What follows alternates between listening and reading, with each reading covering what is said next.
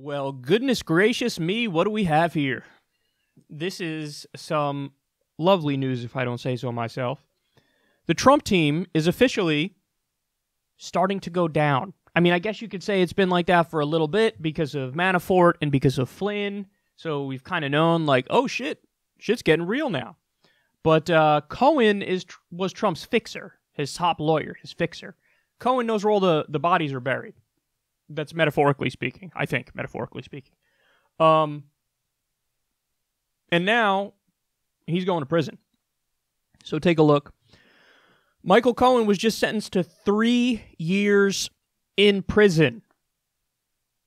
What?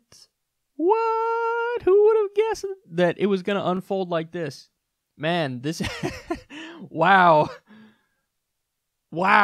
Okay, so let's see exactly what his crimes are. This is from Vox. They say, first, Cohen's own financial crimes.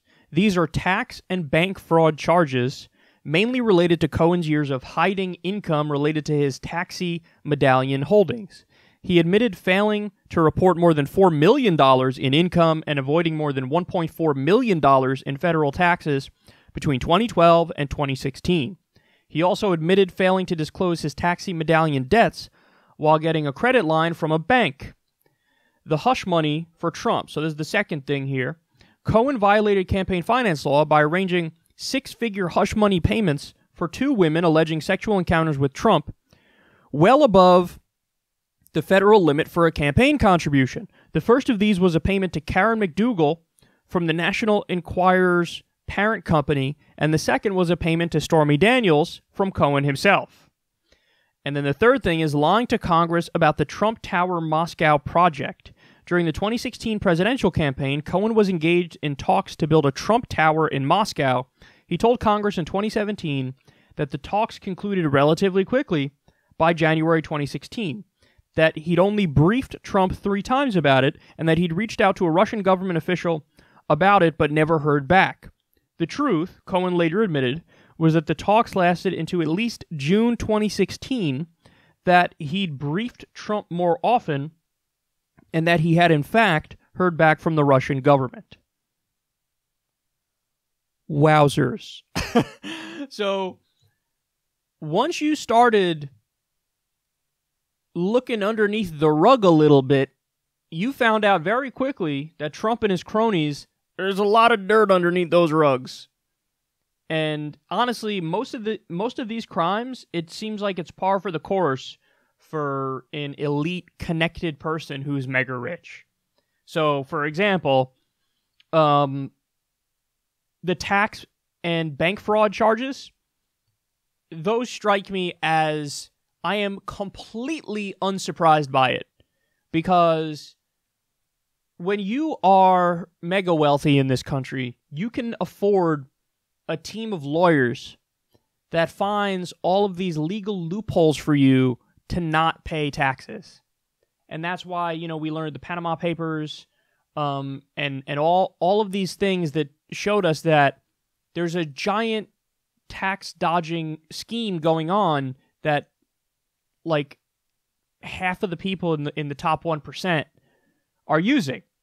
And, they're doing tax evasion, but they stay just enough within the bounds of the law that the officials never catch on to it, or they have the power to wiggle out if they do get caught.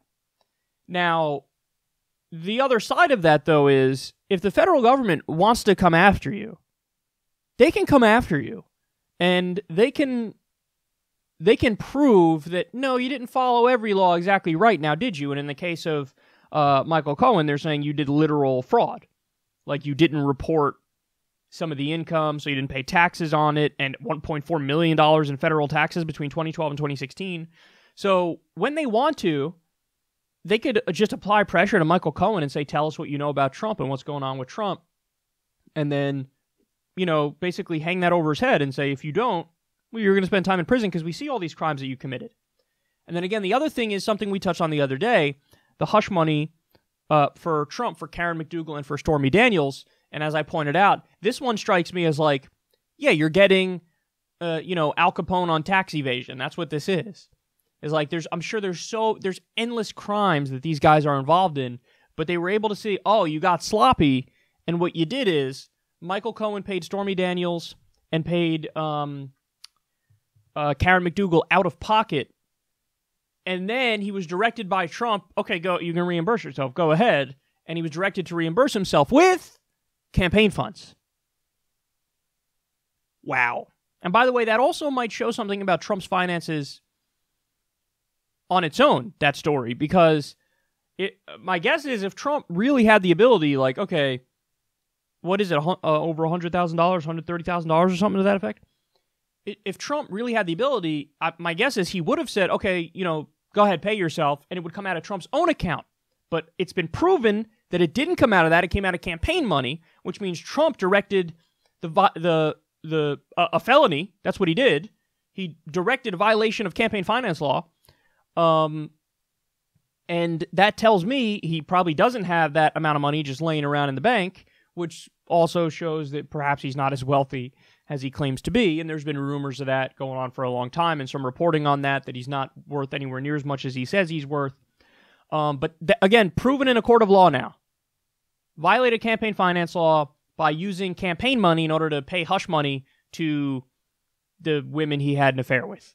And I have to make this point. I know it's a cheap point, but it's overwhelming that I feel this urge to share it.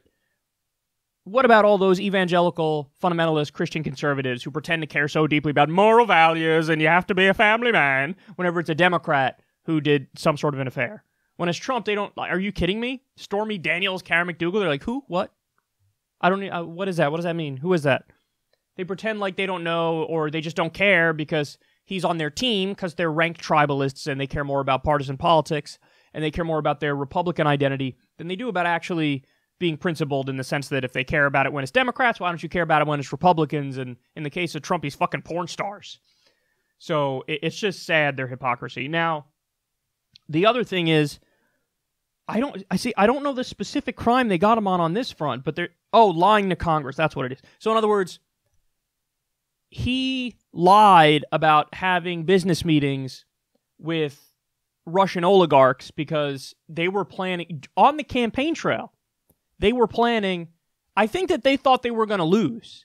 And so they were trying to use the notoriety and the fame and the spotlight in order to get favors from other billionaires, foreign governments, and in the case of Russia, look, they did. They tried to cut a deal to build a Trump Tower in Moscow. And Michael Cohen lied about that.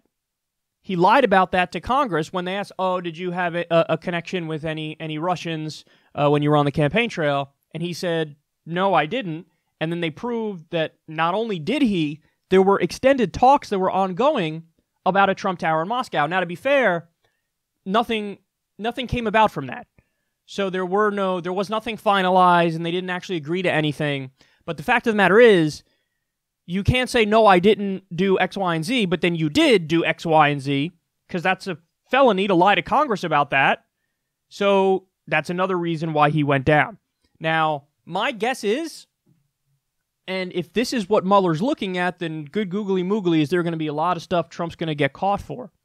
My guess is Donald Trump was looking for these business dealings with Russia, as has been proven here, but also with Taiwan. That was another story that we covered, how he took a phone call from the leader of Taiwan. Now remember, we don't recognize Taiwan as its own thing because China says Taiwan is ours. So we pissed off China by taking a call from the leader of Taiwan. And the reason why Trump, had a relationship with the leader of Taiwan is he wanted approval for a Trump Tower in Taiwan as well. He wanted to build a hotel in Taiwan.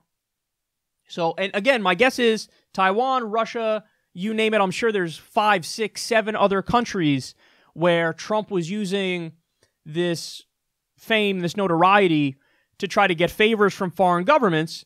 And then, of course, the flip side of that is he ended up winning. And then now that he's in office, well, what are you doing in order to repay these governments that you were looking for sweetheart deals from. And that's corruption 101. And how many times did we tell you this part of the story that nobody else even talks about? Donald Trump registered, again, I forget the number, 8 or 10, something like that, 8 or 11, I think, new businesses in Saudi Arabia while he was on the campaign trail. So he registered those so he's doing a business dealing with Saudi Arabia, and then he won, and then, oh, would you look at that, lo and behold, he keeps doing policies that back Saudi Arabia and support Saudi Arabia over $100 billion weapons deal. He's willing to look the other way as MBS killed Jamal Khashoggi, a journalist. So go ahead, you can kill him. Now, why? Not only because Trump has some sort of, ideological agreement where he thinks Saudi Arabia is awesome. No. I think, honestly, it comes down to rank corruption.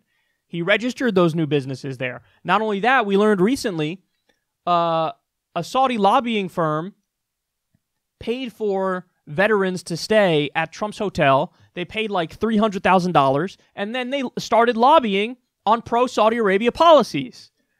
So, in other words, they chose Trump's hotel to overpay him on purpose, to give him a tremendous amount of business so that he makes money, boosted his profits massively, and then they turn around and go ask him for favors. And then, lo and behold, Donald Trump delivers on those favors. Guys, listen, you just can't have a president of the United States that has foreign businesses out the wazoo.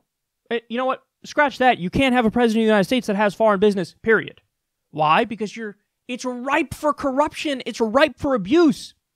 Of course he's going to do favors for these different... We know that Jared Kushner took millions of dollars from Israeli banks, and then he was like, oh yeah, illegal settlements, awesome. Just keep going with those, and let's move the capital to Jerusalem, which we know kills any prospect of a two-state solution, because under a two-state solution, you split Jerusalem.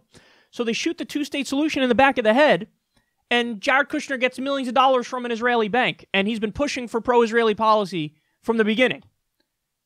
Guys, I'm sure if Mueller is really looking forward and if Mueller really cares, you're going to find so many crimes, including the ones I just laid out. Not only that, we know that Trump's Panama hotel, there's credible allegations of money laundering from those hotels. So I think the walls are closing in on Trump. It's just a matter of how does it unfold from here. Now, it's possible that there's impeachment. I think that would lead to a constitutional crisis because Trump is not going to go down easy. He's going to go down swinging because that's all Trump knows and that's all Trump does. But another possibility is the day Trump leaves office, he gets indicted. Because it's an open question legally as to whether or not you can indict a sitting president. That's an open legal question.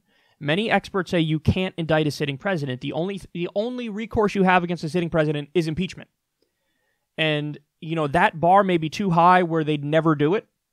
Or if they do it, like I said, constitutional crisis because Trump fights back. What do the Republicans do? How does this all come about? Then you're left with Pence and you wasted a lot of political capital. So I don't know if that's the right path. It's possible they do it.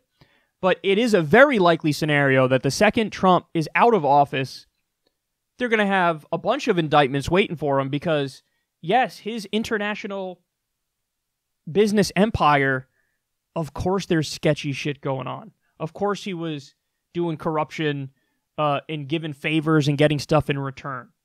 Of course it's happening with a variety of nations. I mean, again, just one more example. Remember what happened with Michael Flynn. Michael Flynn was paid about $500,000 from the Turkish government, and Turkey bought his attempt to sway the Trump administration to not fund the Kurds and arm the Kurds as they were fighting ISIS. So do you understand that? Turkey hates the Kurds, but the Kurds were fighting ISIS. So the idea from D.C. was, let's arm the Kurds and let them fight ISIS. Turkey paid Michael Flynn to lobby the Trump White House, when he was in the Trump White House, to say, no, I don't think we should arm the Kurds. I think that's a bad idea. Not only that, he did that, which is terrible enough, and he didn't even register as a foreign agent. So in other words, he was doing Turkey's bidding and wasn't even on the record that, hey, I am representing their interests. Rank, disgusting corruption. But this is the kind of stuff that's happening. And he was a shady businessman, so he's surrounded by other grifters, Trump was, including a guy like Michael Cohen. And now they're going down. Trump has the protection of being president of the United States for the time being. But when he doesn't, oh God, there could be so many indictments against him for so many crimes he's committed. And I'm very curious to see what happens next. Are they going to go ahead and go after Trump's kids? Is Mueller going to go after Trump's kids? This is more like a movie or a show than real life right now. And it's heating up. And you can't say there's no there because there's a lot of there, and all of this evidence is showing that.